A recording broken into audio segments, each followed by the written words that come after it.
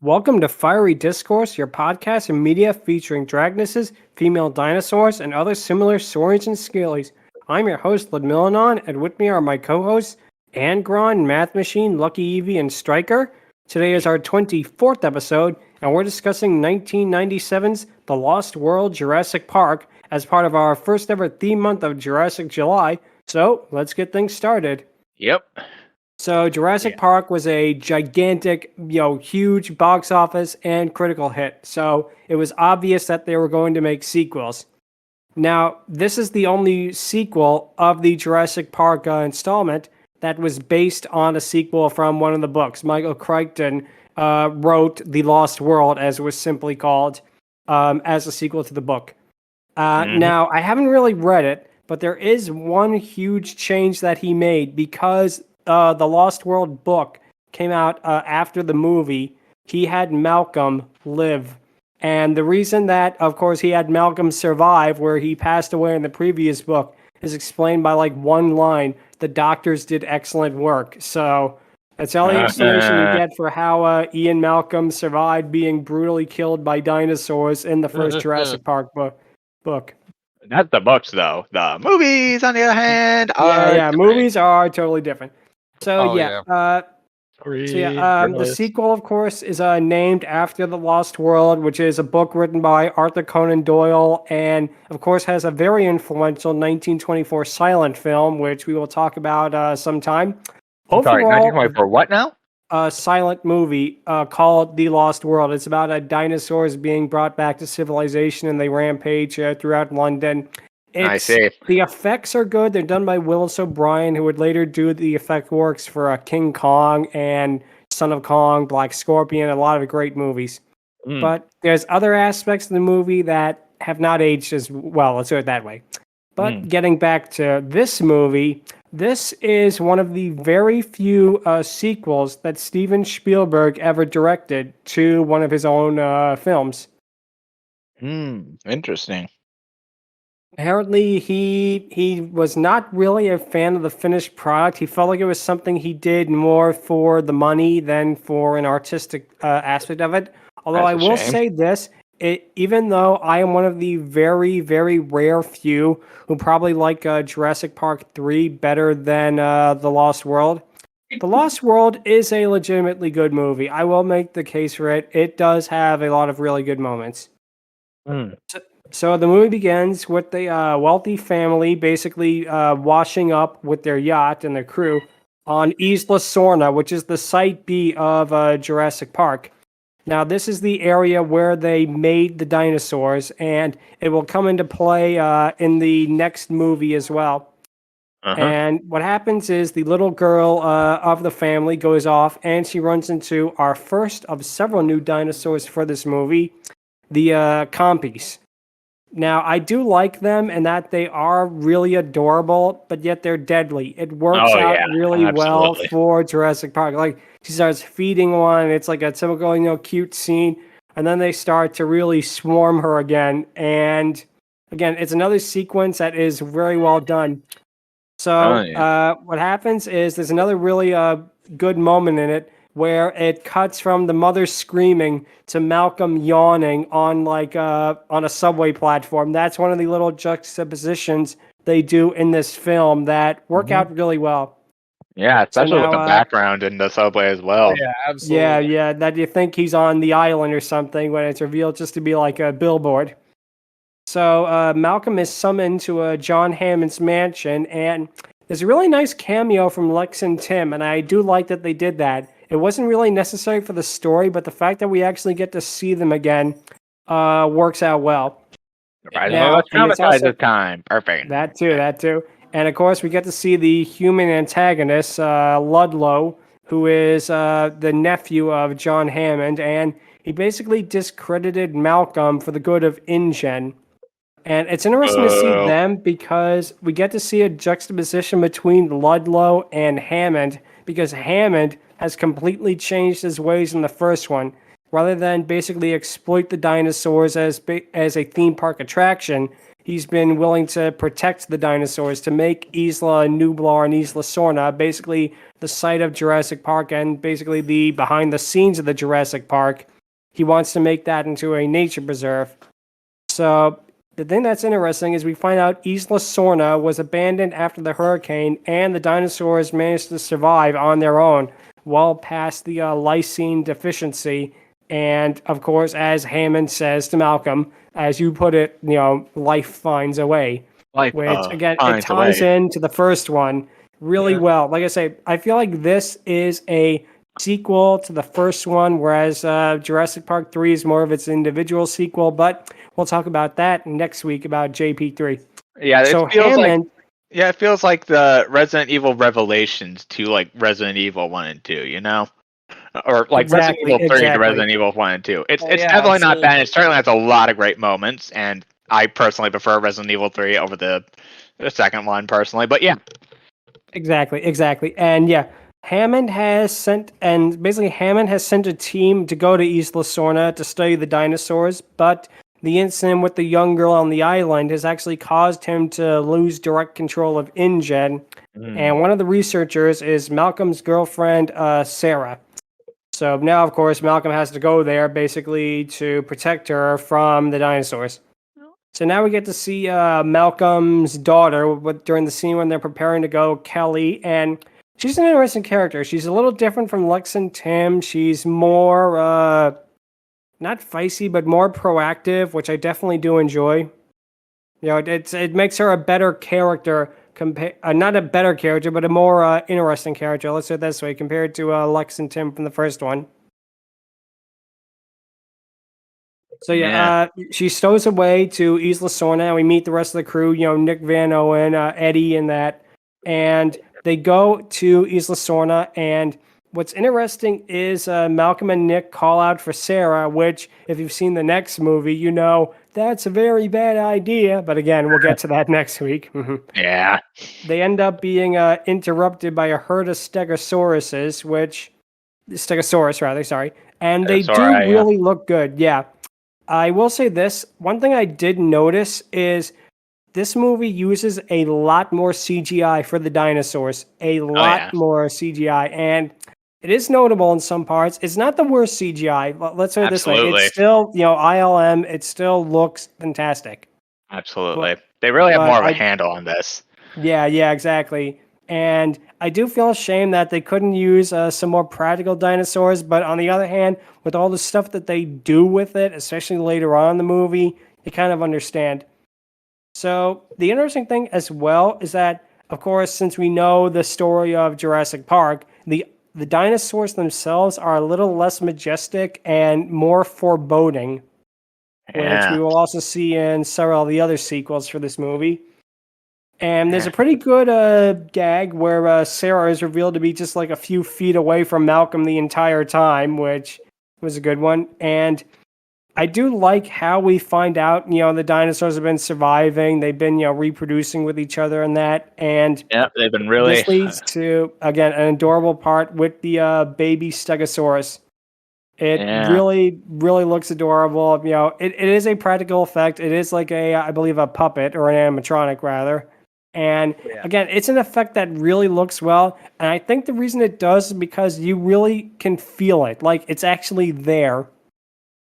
And unfortunately, then it is immediately followed by the CG Stegosaurus doing the tail swipe against Sarah. That looks awful.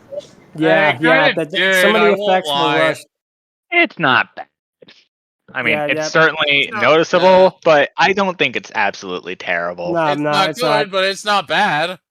Yeah, no, it's like it's not the worst CG out there. Let's do it this way: there's been a lot worse CGI in movies, even for the time period. So, and the reason the Stegosaurus does that is because Sarah basically touches the infant, which is again something that she's like a paleontologist and that, or like a researcher. You'd think someone, even with like the remote amount of sense, would know not to touch the infant of a creature. Yeah, that's kind of a bit. That's kind of on her on that one. Especially something so fearsome or menacing. Yeah, exactly, like a Stegosaurus. I mean, Stegosauruses are herbivores by nature, but yeah, I mean, with stuff like, I don't know, hippopotamus, elephants, all that stuff, yeah, that's kind of a rough spot. Exactly. So, a smoke is rising, and it's revealed to be from Malcolm's daughter Kelly, who is stowed away on the island, which a little bit contrived of how they got her there, but it does lead to a cool moment later, so I'll probably let it slide for the time being. Yeah, a little bit of a cool moment later, which ties into something that happened earlier, but anyways.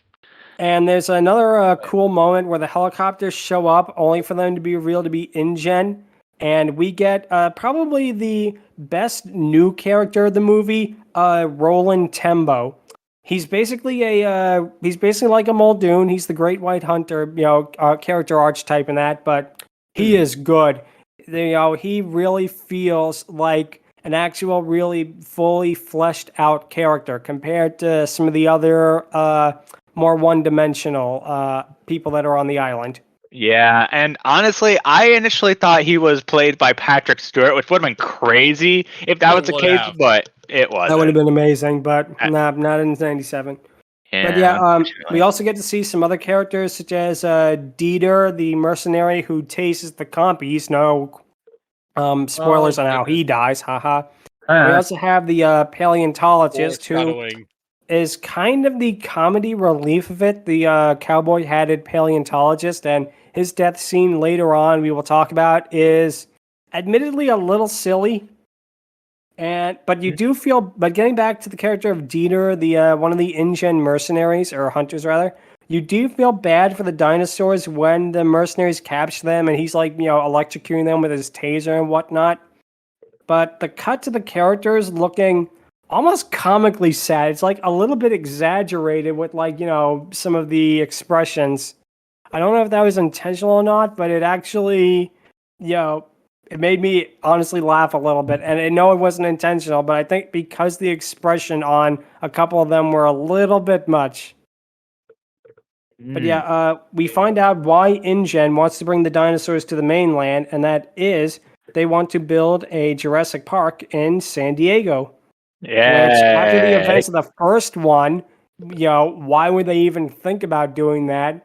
But again, I guess the whole corporate sponsors and that they want their way. InGen, still believes in this project, and this is when Eddie turns out to be not really affiliated with this. He's more of like an animal rights activist, and he lets all the dinosaurs loose. And the animatronics of the dinosaurs when they're in the cages, they look really good. They really do look alive in ways that they were in the first one, and maybe even a little better sometimes with how they turn their heads and whatnot.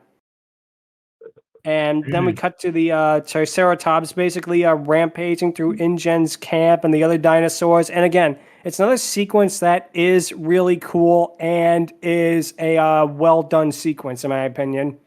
Because you get to see, it cuts from Ludlow giving his speech about how we will control these dinosaurs, how, they'll make money on it, to the dinosaurs actively wreaking havoc throughout the entire camp. It shows that, no, they can't control them, and that despite Ludlow's best efforts, which is something that will come to play later on in the movie as well.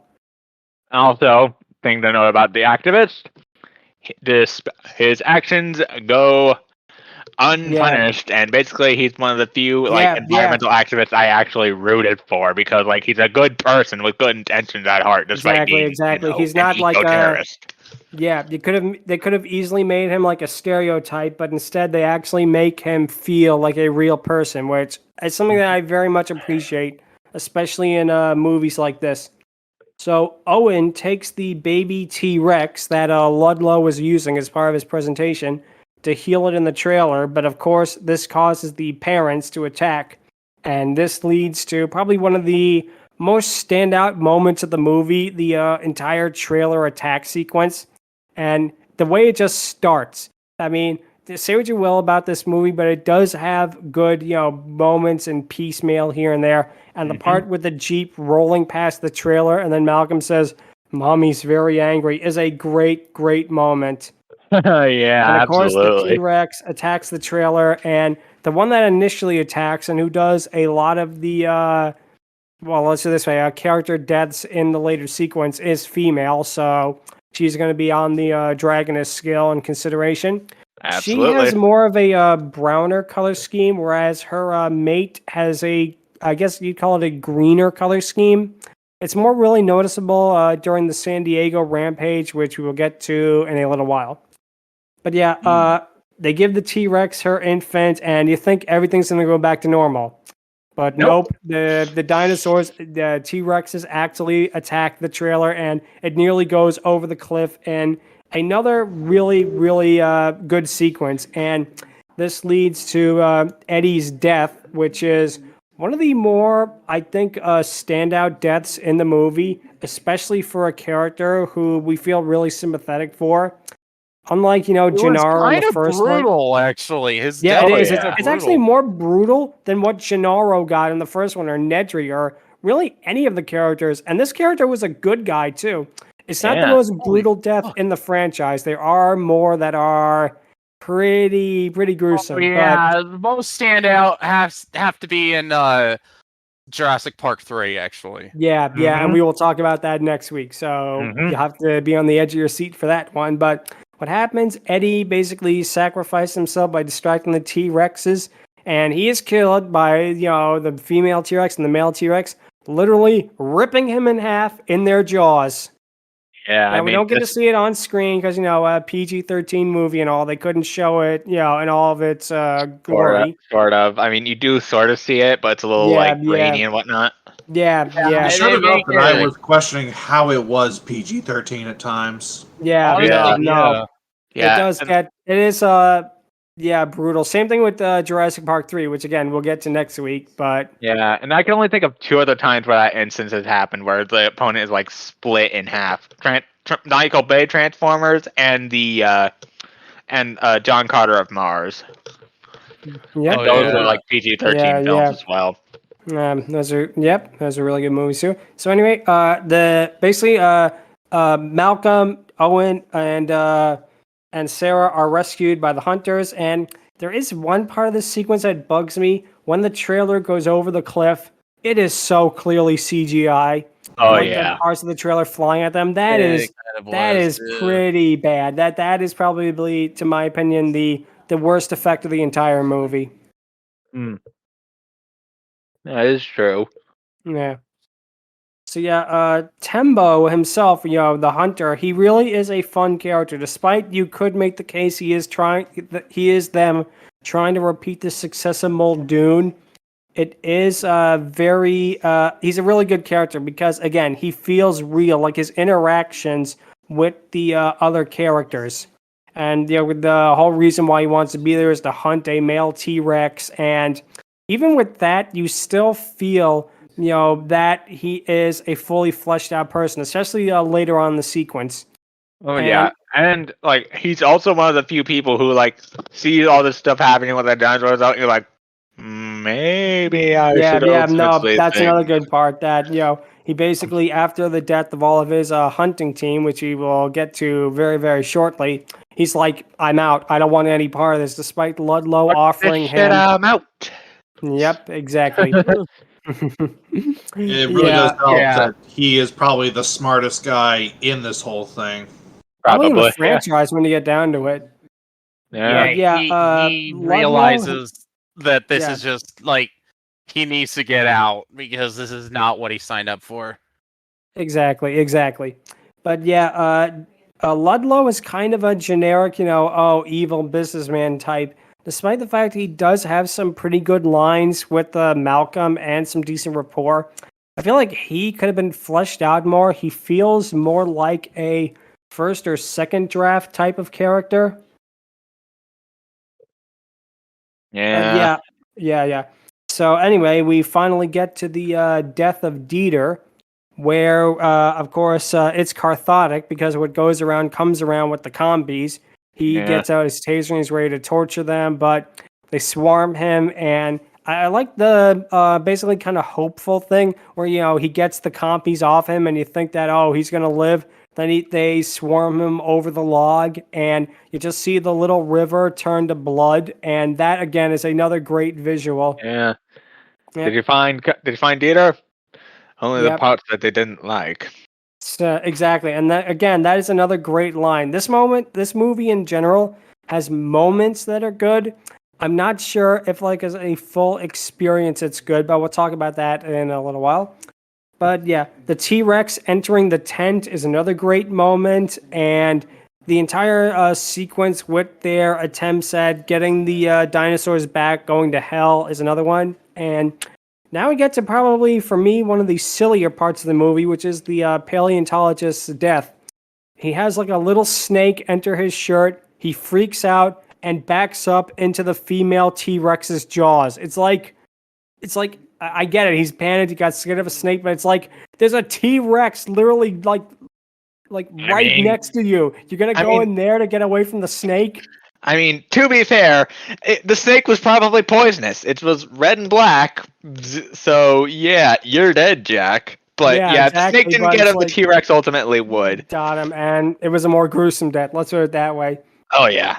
But now we get to what is for me the best scene of the movie, which is it's the scene of the movie that I think is the most iconic one, and is the one that most people remember, aside from the San Diego rampage. The raptors in the tall grass.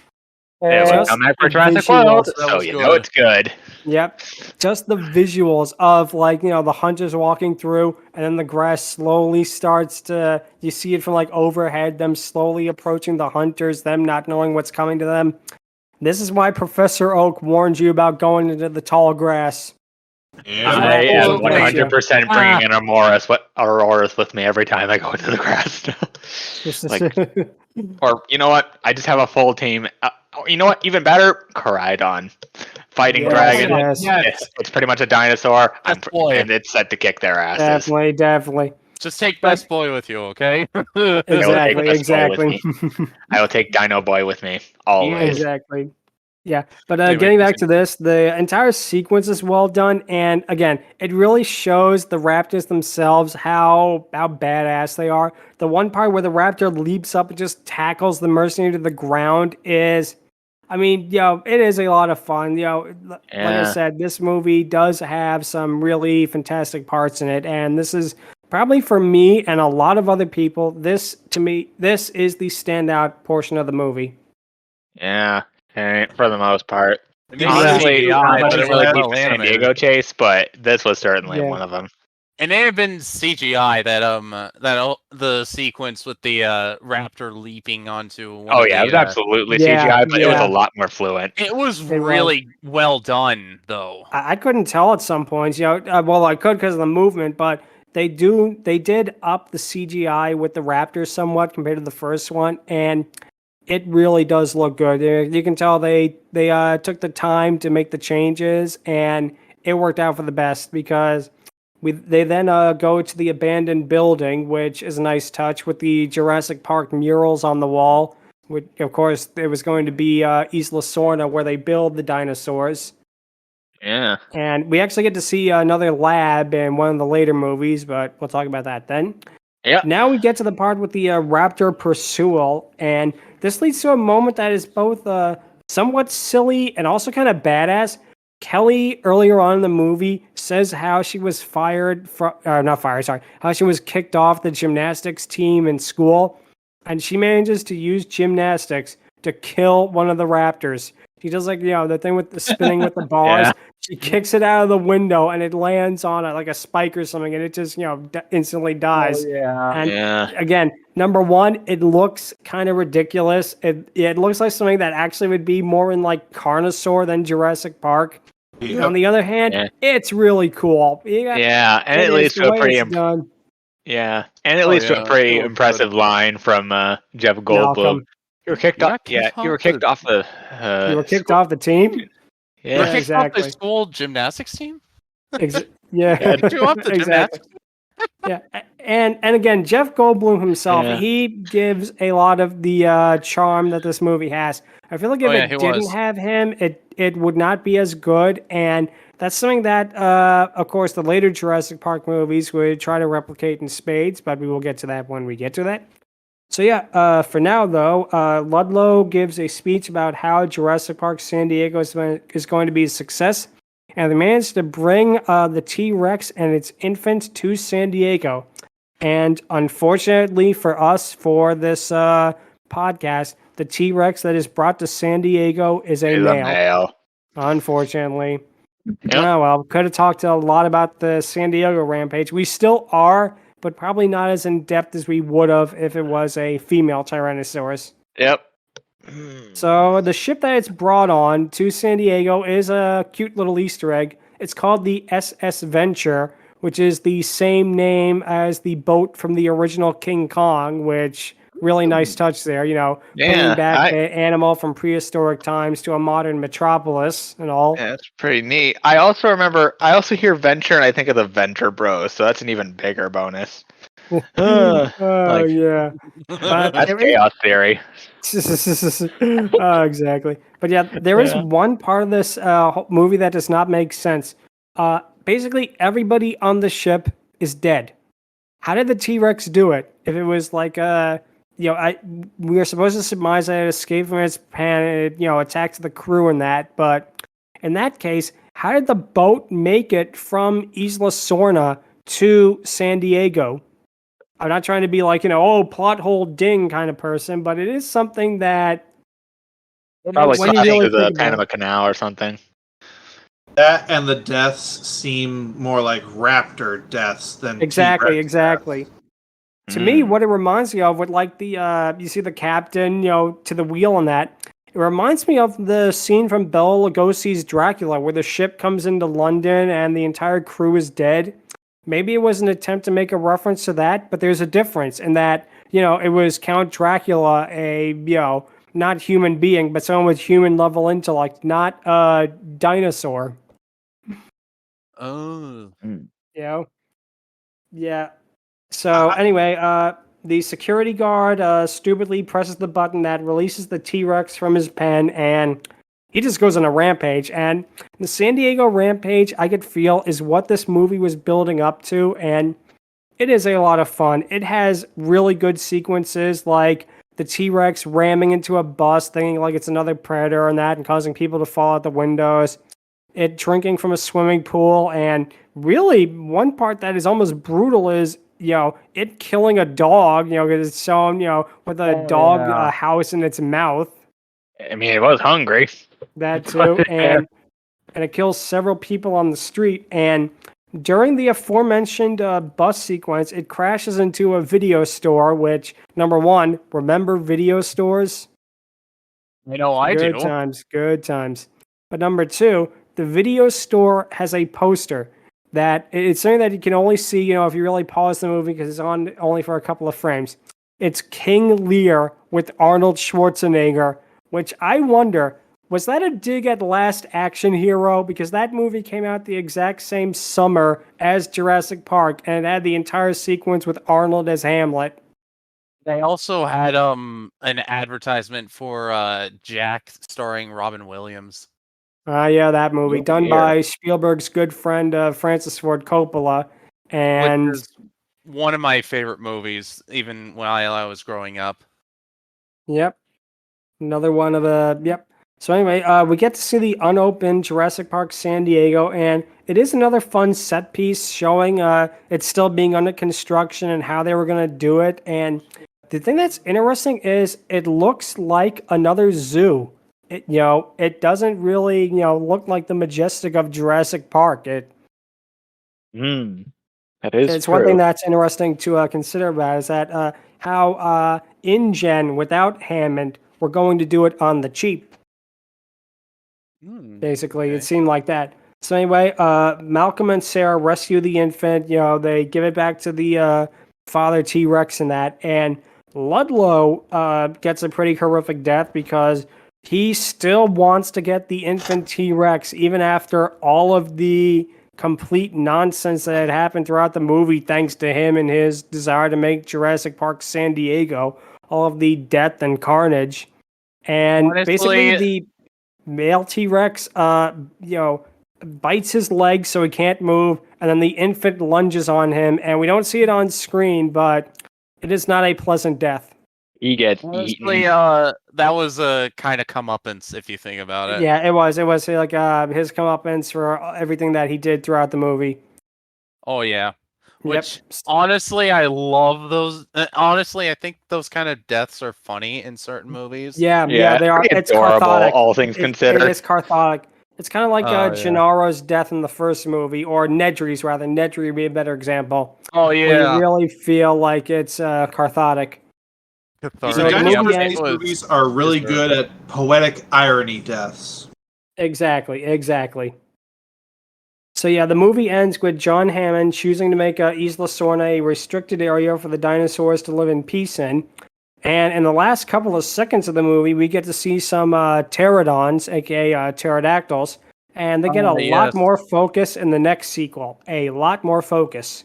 Absolutely. And again, as I said earlier, I do enjoy Jurassic Park 3 a little bit more than The Lost World, but it's not bad by any stretch of the imagination. It still is a well-done movie. It was a big success. Not sure how well it did critically, but commercially it still was a hit because, again, of the first one. And like I said, it does have some moments that are really stand out of the franchise, like the long grass sequence, the San Diego sequence, the entire trailer sequence. When it's good, but it can have the tendency to get a little bogged down, especially in like the first third, in my opinion. Yep. So now it is time for the question of the episode, which is, what are your favorite sequels? And I'm going to go first. And my favorite sequels, probably of any franchise, is probably going to be Back to the Future 2 and 3. I feel like those ones are extremely cohesive with the rest of the franchise. They're very well done movies in their own right. And it really feels like what they wanted to do was to make a complete set of a film, basically. That they knew what they wanted to do. They had, point A to point B, and they executed it perfectly. There is so many great moments in all three of the Back to the Future trilogy, and Back to the Future on its own is a really fantastic, 10 out of 10 movie. But with the sequels added to it, there's something more magical about it that it wouldn't have if it did not have the sequels. Honestly, I grew up with those movies, so I know what you're talking about. Those are great. So, Angron, what would you say are your favorite movie sequels? Woo. Like, are we talking like singular sequels or like multiple sequels? It can be either, actually. Either or. Oh man, that is a tough one. Let's see here. One of my favorite sequels. Let me think.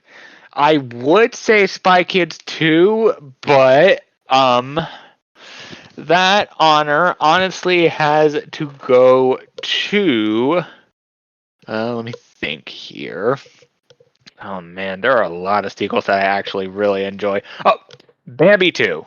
That is a sequel I really enjoy because on top of it basically being one of the only good DVD sequels to like freaking in an era where like there's a lot of like crappy direct to video sequels and whatnot, but alongside Dragonheart Vengeance, that is easily one of my favorite sequels, if not my all-time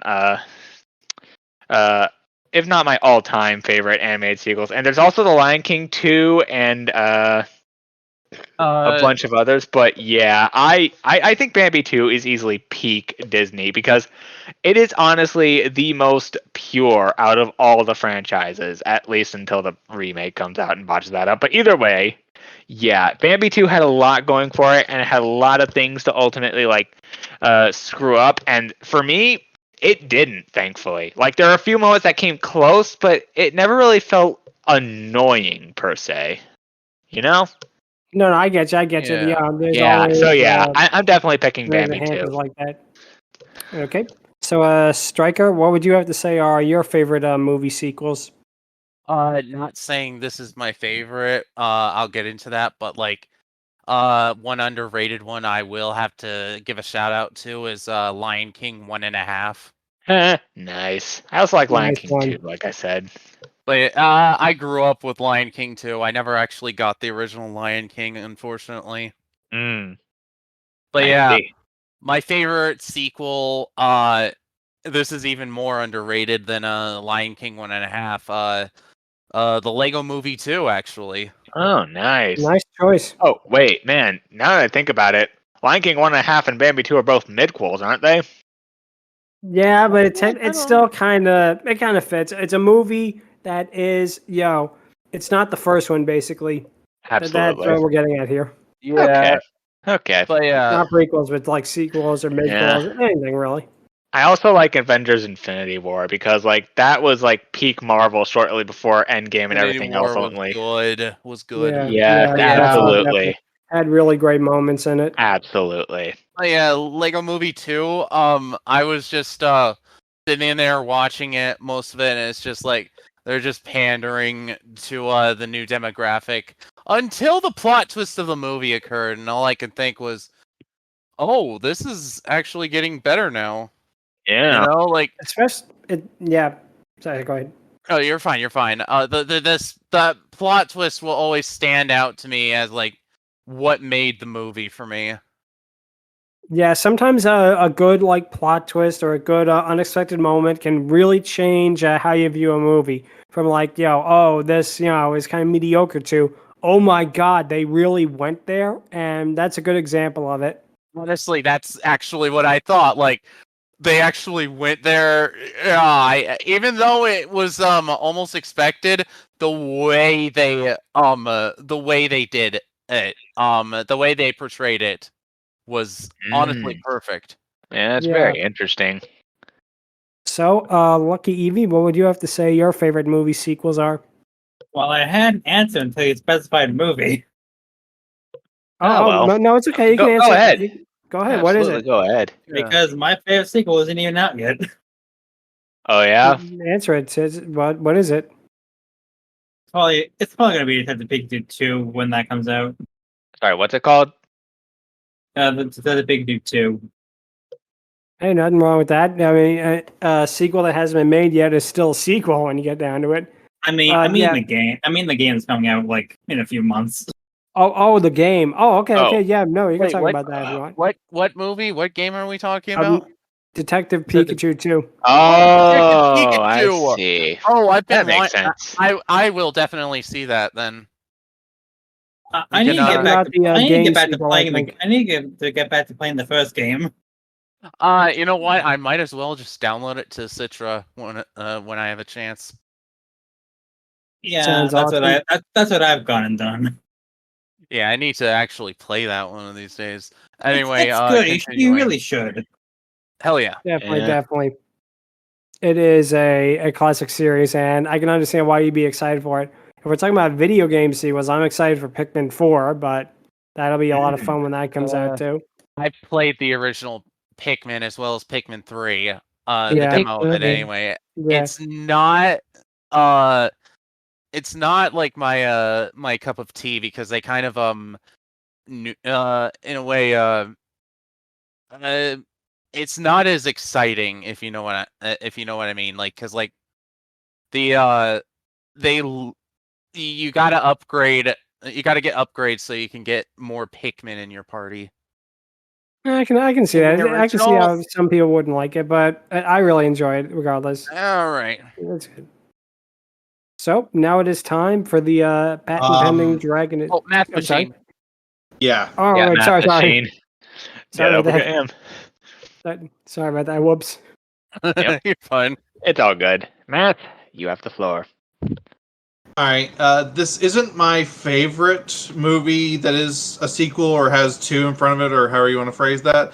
But I believe that this is the best, what I define a sequel should be, an improvement on the original or an expansion on the original. Rescuers Down Under.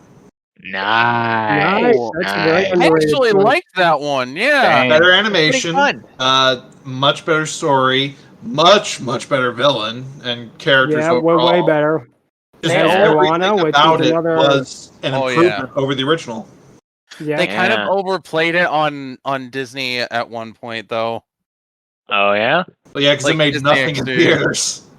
Yeah, they overplayed it. Like, holy shit.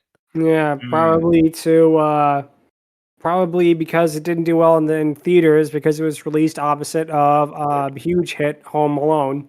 Yep. Yeah, that makes sense. Yep. And of course, that on a Cartoon Network, they played Cats Don't Dance so much. Just like when yeah, sometimes when they play stuff like that, under. it can definitely be a lot. Yeah, that ultimately makes sense. Yep. But yeah, continuing. Sorry, Mathmachine. No, it's okay.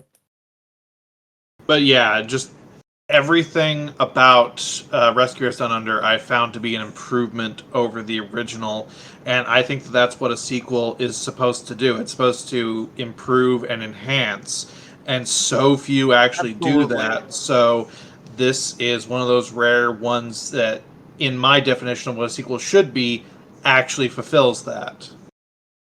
Absolutely. I actually have to agree with that. Absolutely. I also like the Land Before Times 4 and the Great Long Neck Migration as well.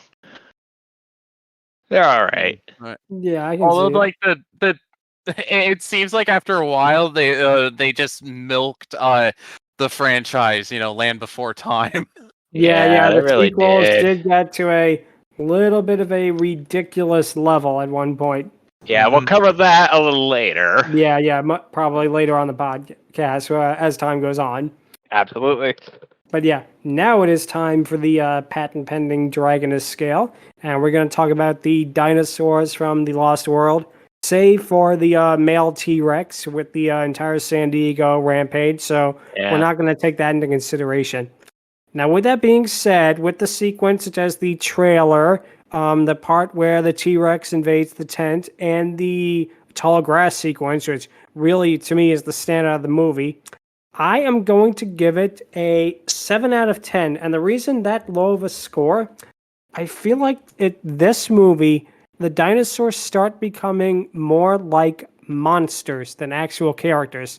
That's something that they wouldn't rectify for a couple of movies, but as it stands right now, to me, they're more like, not so much an obstacle, because we do feel, for example, the infant T-Rex reuniting with its father and such. Yeah, and the family, pretty much. Exactly. They don't feel as alive as they did in the first one. Yeah. And by that, I mean they don't feel as fleshed out as they were in the original Jurassic Park. That's my thoughts on it. So, Angron? I am going to give the same score, but not for the reason you'd think. Yeah, again, as I said in the first Jurassic Park one, science ultimately does play a factor in things. And while, yes, they're still, pretty awesome and whatnot, and don't have, all the stuff that we ultimately want to see in dinosaurs nowadays, because, let's face it, we have the proof to back it up. But the main reason why they're a low score on mine is because it's honestly both the same as the original, and I personally rank the T-Rex. I'm personally doing this based off the T-Rex family, because the T-Rex family is easily the most for the most part humane of the bunch, and I also enjoyed some of the more somber moments with the Stegosaurus and whatnot. Also the compies. Yeah, them too. They are another huge. But otherwise, they're fun. But and I'm not that big a Jurassic Park fan, I will admit. But the moments with the dinosaurs are impressive, even if, like Lud said, they're a bit more animalistic than legit characters. So yeah, that's 7 out of 10 for me. Okay, Math.